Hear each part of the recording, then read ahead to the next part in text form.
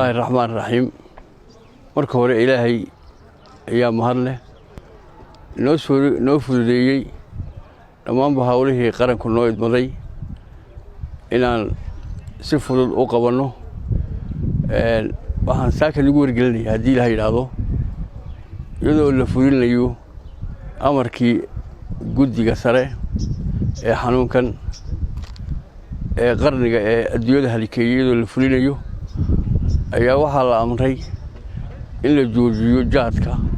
kadib markii laga tashaday dadkii ganacsadayaasha jaadka iyo dawladdu ay ka wada hadleen isku afkarteen in jaadka la joojiyo maadaama oo xanuun baas oo dadka farabaas ku hayay uu jiro oo si kaliya u faafayay go'aanka markii la isla qaatay dawladdu go'aan iyo guddiga sare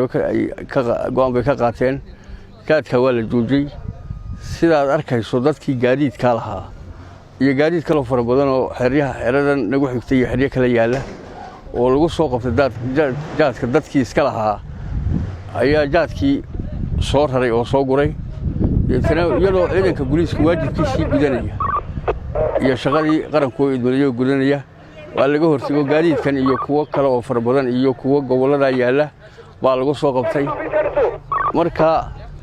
sidaad arkayso waxaa loo buufiyay gaadiidka waxaa la horgeeyay maxkamadda awoodda u leh waa lagu eedeeyay dambigii iyo